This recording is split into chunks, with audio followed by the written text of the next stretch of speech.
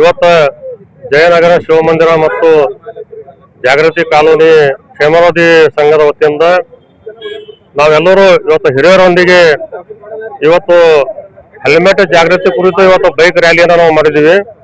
ಇದರ ಉದ್ದೇಶ ಇಷ್ಟೇ, ಜನರಿಗೆ ಅರಿವು ಮೂಡಿಸಬೇಕು, ಹೆಲ್ಮೆಟ್ ಯಾಕೆ ಹಾಕೋಬೇಕೆಂಬುದು ಒಂದು ಅರಿವು ಮೂಡಿಸುವ ಉದ್ದೇಶದಿಂದ ಇವತ್ತು ನಾವೆಲ್ಲ ಸೇರಿ ಇವತ್ತು ಸುಮಾರು 60, 70, 80 ವಯಸ್ಸಿನವರು ಕೂಡ ಈ ಒಂದು ಹೆಲ್ಮೆಟ್ ಜಾಗೃತಿಯಲ್ಲಿ ಭಾಗವಹಿಸಿ ಜನರನ್ನು ಅರಿವು ಮೂಡಿಸುವಂತ ಕೆಲಸ ಮಾಡಿರಪ್ಪ ಅಂದ್ರೆ ಇದು ನೀವು ದಯವಿಟ್ಟು ಅರ್ಥ ಮಾಡ್ಕೋಬೇಕು. ಯಾಕಂತಂದ್ರೆ ಇವತ್ತಿನ ದಿನದಲ್ಲಿ ಇವತ್ತು ಯಾವ ಪರಿಸ್ಥಿತಿ ಆಗ್ಬಿಟ್ಟದ ಅಂತಂದ್ರ ಇವತ್ತು ವಿದ್ಯಾರ್ಥಿಗಳು ಇರ್ಬೋದು, ವಿದ್ಯಾರ್ಥಿನಿ ಇರ್ಬೋದು, ಇನ್ನಿತರ ಗ್ರಾಮೀಣ ಪ್ರದೇಶದಿಂದ ಬರುವಂತ ಏನು ಜನರದ ಅವರು ಕೂಡ ಇವತ್ತ ಬೈಕ್ ತಗೊಂಡ್ಬರ್ತಾರ, ಆದ್ರೆ ಹೆಲ್ಮೆಟ್ ಧರಿಸಲ್ಲ. ಇದರಿಂದ ಎಷ್ಟೋ ಅಪಘಾತಗಳನ್ನು ನೋಡ್ತೀವಿ ನಾವು. ಇವತ್ತು ಗ್ರಾಮೀಣ ಮಟ್ಟದಲ್ಲಿ ಇವತ್ತು ಹೆಚ್ಚಿಗೆ ಅಪಘಾತ ಆಗ್ತಾವ, ನಗರದಲ್ಲಿ ಕೂಡ ಅಪಘಾತ ಆಗ್ತಾವ. ಇದಕ್ಕೆ ಕಾರಣ ಏನಪ್ಪಾ ಸ್ಪಷ್ಟಪ್ಪ ಅಂದ್ರೆ ತಲೆಗೆ ಪೆಟ್ಟು ಬರೋದು, ಏನು ರಕ್ತಸ್ರಾವ ಆಗಿ ಅವರು ತಮ್ಮ ಜೀವನವನ್ನು ಕಳೆದುಕೊಂಡು ಕುಟುಂಬವನ್ನೇ ಬೀದಿ ತರುವಂತ ಏನು ಕೆಲಸ ಅಲ್ಲಪ್ಪ. ಇದು ತಪ್ಪಿಸ್ಬೇಕನ್ನೋ ಉದ್ದೇಶದಿಂದ ನಮ್ಮ ಕಲಬುರಗಿ ಸಂಚಾರ ಪೊಲೀಸ್ ವತಿಯಿಂದ ಮತ್ತು ಎಲ್ಲ ನಮ್ಮ ಜಯನಗರ ಬಡಾವಣೆ ನಾಗರಿಕರಿರ್ಬೋದು ಮತ್ತು ಜಾಗೃತಿ ಕಲಾ ನಾಗರಿಕರಿರ್ಬೋದು ನಾವೆಲ್ಲ ಕೂಡಿಕೊಂಡು ಇವತ್ತು ಜನರಲ್ಲಿ ಅರಿವು ಮೂಡಿಸ್ಬೇಕಂತ ಈ ಒಂದು ಕಾರ್ಯಕ್ರಮ ನಾವು ಹಮ್ಮಿಕೊಂಡಿವಿ. ದಯಮಾಡಿ ಎಲ್ಲರೂ ಅರ್ಥ ಮಾಡ್ಕೋಬೇಕು. ನಿಮ್ಮ ಕುಟುಂಬ ನಿಮ್ ಕೈದಾಗ ಅದ, ಸ್ವಲ್ಪ ನೀವು ನಿರ್ಲಕ್ಷ್ಯ ಮಾಡಿದ್ರಿ, ಏನೋ ಕೂದಲ ಫ್ಯಾಷನ್ ಹಾಳಾಗ್ತ ಅಂತ ಹೇಳಿ ತಿಳ್ಕೊಂಡು ನೀವು ಏನಾರೇ ಹೆಲ್ಮೆಟ್ ಹಾಕಲ್ದೆ ಬಂದ್ರಪ್ಪ ಹೊರಗಪ್ಪ ಅಂದ್ರ ನಿಮ್ಗೆ ದಂಡ ಜೊತೆ ಕೂಡ ನಿಮ್ಗೆ ಏನಾರ ಆದ್ರಪ್ಪ ಅಂದ್ರೆ ನಿಮ್ ಜೀವ ಹೋಗಂತ ಪರಿಸ್ಥಿತಿ ಬರ್ತದೆ. ಮೊದಲು ಬಡಿಯದೆ ತೆಲಿಗೆ ಪೆಟ್ಟ ಬಡಿತದ, ಕೈಕಾಲು ಮುರಿದು ರಿಪೇರಿ ಆಗ್ಬೋದು, ಕೈಕಾಲು ಮುರಿದು ದುರಸ್ತಿ ಆಗ್ಬೋದು. ಆದ್ರ ತೆಲಿಗೆ ಪೆಟ್ಟು ಬರೋದು, ಮಿದುಳಿಗೆ ಏನಾರ ರಕ್ತಸ್ರಾವ ಆಯ್ತಪ್ಪ ಅಂದ್ರ ಅದು ಲಕ್ಷಾಂತರ ರೂಪಾಯಿ ಆಸ್ಪತ್ರೆಗೂ ಕೂಡ ಖರ್ಚಾಗ್ತದ. ಅದೇ ರೀತಿ ಅವರು ಕೂಡ ಕಡಿ ಜೀವಕ್ಕೆ ಹೋಗ್ಕೋತಾರ, ಬೀದಿಗೆ ಅವ್ರ ಕುಟುಂಬನೇ ಬೀದಿಗೆ ಬರ್ತದ. ಅದಕ್ಕೆ ನಾನು ಇವಾಗ ಈ ಸಂದರ್ಭವಾಗಿ ಹೇಳ್ತೀನಿ, ನೀವೆಲ್ಲ ದಯವು ಮಾಡಿ ನೀವು ಕೇವಲ ಪೊಲೀಸರಿಗೆ ಅಂಜಿ ಅಥವಾ ಟ್ರಾಫಿಕ್ ಪೊಲೀಸರಿಗೆ ನೀವು ನಮ್ಮ ಹಿಡಿತಾರ ದಂಡ ಹಾತಾರ ಅಂತ ಆ ಮನೋಭಾವನೆ ಇಟ್ಕೋಬಾರ್ರಿ. ಪ್ರತಿಯೊಬ್ಬರು ಕೂಡ ಆಗ್ಬೇಕು. ಯಾಕಂದ್ರೆ ಕಾನೂನು ಅದ, ಇದು ಸುಪ್ರೀಂ ಕೋರ್ಟ್ ಆರ್ಡರ್ ಅದ, ಇದು ಕಾನೂನು ಪಾಲನೆ ಮಾಡೋದು ನಮ್ಮ ಕರ್ತವ್ಯದ, ಪ್ರತಿಯೊಬ್ಬ ಭಾರತೀಯ ನಾಗರಿಕ ಕರ್ತವ್ಯ ಇದು. ಅದಕ್ಕೆ ನೀವು ದಯಮಾಡಿ ಅರ್ಥ ಮಾಡ್ಕೋಬೇಕು. ಈ ಸಂದರ್ಭನ ಈ ಒಂದು ಇದು ಹೇಳ್ತೀನಿ. ಇನ್ನೊಂದು ಏನಪ್ಪಾ ಅಂತಂದ್ರೆ ದಯಮಾಡಿ ಪಾಲಕರಲ್ಲಿ ಕೂಡ ನಾನು ಹೇಳ್ತೀನಿ, ವಿದ್ಯಾರ್ಥಿಗಳು ಇರ್ತಾರೆ ಇವತ್ತು 9th 10th ಅವ್ರು ಇನ್ನ 18 ಮೇಜರ್ ಆಗಿರಲ್ಲ, 18 ವಯಸ್ಸಾಗಿರಲ್ಲ, ಅವ್ರಿಗೆ ಲೈಸೆನ್ಸ್ ಕೂಡ ಇರಲ್ಲ. ಅಂತವ್ರಿಗೆ ಕೂಡ ಇವತ್ತು ಅವ್ರ ಕೈದಾಗ ಗಾಡಿಗಳನ್ನ ಕೊಡ್ತಾರ, ಬೈಕ್ಗಳು ಕೊಡ್ತಾರ. ಅಂತ ವಿದ್ಯಾರ್ಥಿಗಳಿಗೆ ಅವ್ರಿಗೆ ಏನೂ ಅರಿವು ಇರಲ್ಲ. ಯಾಕಂದ್ರೆ ಯಾವ ರೀತಿ ನಿಯಮ ಇರ್ತವ, ಯಾವ ರೀತಿ ಬೈಕ್ ಅನ್ನ ಚಲಾವಣೆ ಮಾಡ್ಬೇಕಂಬತ್ತು ಅವ್ರಿಗೆ ಅರಿವಿರಲ್ಲ.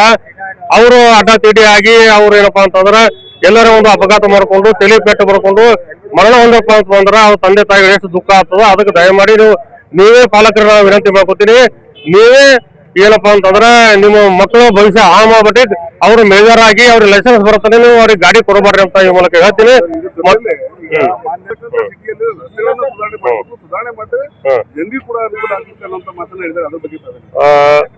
ಇದು ಕೂಡ ಜನರು ಕೇಳಿದ್ರಲ್ಲಿ ನಾವು ತಪ್ಪಿಲ್ಲ ಅಂತ ಹೇಳಲ್ಲ.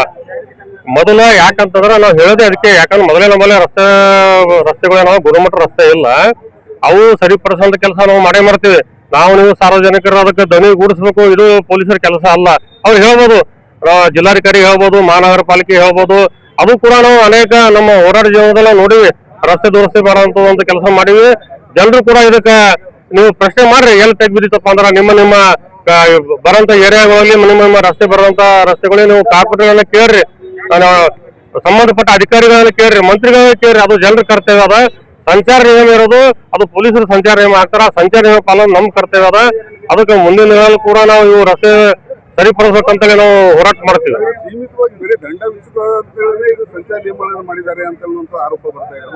ಇಲ್ಲ, ದಂಡ ಮತ್ತೆ ಕಾನೂನು ಉಲ್ಲಂಘನೆ ಮಾಡೋ ದಂಡ ಅಂತೂ ಆಗೇ ಆಗ್ತದೆ. ಇದ್ರಲ್ಲಿ ಯಾವುದೇ ಎರಡೇ ಪ್ರಶ್ನೆ ಇಲ್ಲ. ಯಾಕಂದ್ರೆ ಕಾನೂನು ಎಲ್ಲರಿಗೂ ಸರಿ ಸಾಮಾನ್ಯ ಅದ. ಇವತ್ತು ಕೇವಲ ಹೆಲ್ಮೆಟ್ ಅಂತ ಅಷ್ಟೇ ಅಲ್ಲ, ನಾವು ಯಾವುದೇ ಸಂಚಾರ ನಿಯಮವನ್ನ ನಾವು ಇವತ್ತು ಉಲ್ಲಂಘನೆ ಮಾಡಿದ್ರೆ ಅದಕ್ಕೆ ದಂಡ ಬೀಳಬೇಕಾಗ್ತದೆ. ಇಲ್ಲ ದಂಡ ಇದ್ದಿಲ್ಲಪ್ಪ ಅಂದ್ರೆ ಮನುಷ್ಯನಿಗೆ ಭಯ ಇರಲ್ಲ.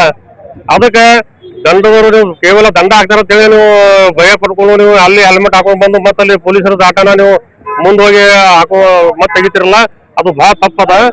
ಅದಕ್ಕೆ ನಾ ಈ ಸಂದರ್ಭದಾಗ ಏನ್ ಹೇಳ್ತೀನಪ್ಪ ಅಂತಂದ್ರೆ ದಯಮಾಡಿ ನೀವು ಕೇವಲ ಪೊಲೀಸರಿಗೆ ಅಂಜಿ ನೀವು ಹೆಲ್ಮೆಟ್ ಹಾಕೋಬಾರ್ರಿ, ನಿಮ್ಮ ಸುರಕ್ಷತೆಗಾಗಿ ಹೆಲ್ಮೆಟ್ ಹಾಕೋರಿ ಅಂತ ಈ ಮೂಲಕ ನಾನು ಹೇಳ್ತೀನಿ. ನಮ್ಮ ಕಲಬುರಗಿ ನಗರದ ಜನರಲ್ಲಿ ತಿಳಿಯಪಡಿಸುವುದೇನೆಂದರೆ, ನಮ್ಮ ಜಾಗೃತಿ ಕಾಲನಿ ವತಿಯಿಂದ ಹಾಗೂ ನಮ್ಮ ಜಯನಗರ ಶಿವಮಂದಿರ ಕಾಲನಿ ವತಿಯಿಂದ ಎಲ್ಲರೂ ಉದ್ದೇಶ ಏನಪ್ಪಾ ಅಂತಂದ್ರೆ ಹೆಲ್ಮೆಟ್ ಧರಿಸಿಕೊಂಡು ನಮ್ಮ ಪ್ರಾಣ ಉಳಿಸಬೇಕು. ಕುಟುಂಬದಲ್ಲಿ ತೊಂದರೆಯಾಗದಂತೆ ನೋಡಿಕೊಳ್ಳಬೇಕು. ಯಾಕಂದ್ರೆ ನಾವು ಎಲ್ಲೇ ಹೋಗ್ತಿರ್ತೀವಿ, ಎಲ್ಲೇ ಹೋದಲ್ಲಿ ತಲೆಯಲ್ಲಿ ಬಿದ್ದಕೊಂಡು ತಲೆ ಪೆಟ್ಟಾದ್ರ ಬಿಟ್ಟು ಹೋದ ನಮ್ಮ ಜೀವ ಹಾನಿಕರ ಆಗ್ತದ. ಆ ಜೀವ ಹಾನಿಕರವನ್ನು ತಗುಲಾಡ್ಸಬೇಕು. ನಾವು ಕೇರ್ ಮಾಡ್ಬೇಕು ನಮ್ಮ ದೇಹಕ್ಕೆ. ಅದಲ್ಲದೆ ನಾವು ಒಂದು ಮೊಬೈಲ್ ಇರ್ತದ, ಮೊಬೈಲ್ ಇರ್ಬೇಕಾದ್ರೂ ಅದು ಒಂದು ಕವರ್ ಇರ್ತದೆ. ಯಾಕಂದ್ರೆ ಅದು ಕವರ್ ಬಿದ್ದರೂ ಬಿ ಅದು ಮೊಬೈಲ್ ಬಿದ್ದರೂ ಬಿ ಕವರ್ಲಿಂದ ಪ್ರೊಟೆಕ್ಷನ್ ಮಾಡ್ಬೇಕಂತ ನನ್ನ ಭಾವನೆ ಇರ್ತದ. ಅದೇ ಭಾವನೆಯಿಂದ ನಮ್ಮ ತಲೆ ಕೂಡ ನಾವು ಗಾಡಿಲಿಂದ ಬಿದ್ದರೂ ಹೆಲ್ಮೆಟ್ಲಿಂದ ನಮ್ಮ ತಲೆ ಉಳಿಲಿ, ನಮ್ಮ ಪ್ರಾಣ ಉಳಿಲಿ ಅಂತ ಮನುಷ್ಯ ಆ ತರ ವಿಚಾರ ಮಾಡಿ ನಮ್ಮ ಪ್ರಾಣ ಉಳಿಸ್ಕೊಂಡು ಸಂಸಾರವನ್ನು ಒಳ್ಳೆತನ ನೋಡ್ಕೊಂಡು ಹೋಗು. ಯಾವುದೇ ಧಕ್ಕೆ ತರಲಾರ್ದಂಗ ಕುಟುಂಬಕ್ಕೆ ತೊಂದರೆ ಆಗದಂತೆ ನೋಡಿಕೊಂಡು ಎಲ್ಲರೂ ಪ್ರತಿಯೊಬ್ಬರು ಪೊಲೀಸ್ ಡಿಪಾರ್ಟ್ಮೆಂಟ್ ಫೋರ್ಸ್ ಇಲ್ಲದೆ ನಾವು ಹೆಲ್ಮೆಟ್ ಅನ್ನು ಧರಿಸಬೇಕು. ನಮ್ಮ ಕುಟುಂಬವಾಗಿ ನಮ್ಮ ಜೀವವನ್ನು ಕಾಪಾಡಬೇಕೆಂಬ ಭಾವನೆ ಇಟ್ಟುಕೊಂಡು ಈ ಮನವನ್ನು ಎಲ್ಲರೂ ಅರಿತುಕೊಂಡು ಹೆಲ್ಮೆಟ್ ಅನ್ನು ಧರಿಸದೆ ಹೋದರೆ ತಪ್ಪಾಗುತ್ತೆ ಅಂತ ತಿಳ್ಕೊಂಡು ಪ್ರತಿಯೊಬ್ಬರು ಗಾಡಿ ನಡೆಸುವಾಗ ಹೆಲ್ಮೆಟ್ ಹಾಕೊಂಡು ಕಡ್ಡಾಯವಾಗಿ ಹೋಗ್ಬೇಕೆಂದು ನಾನು 2 ಮಾತುಗಳನ್ನು ಹೇಳ್ತೇನೆ.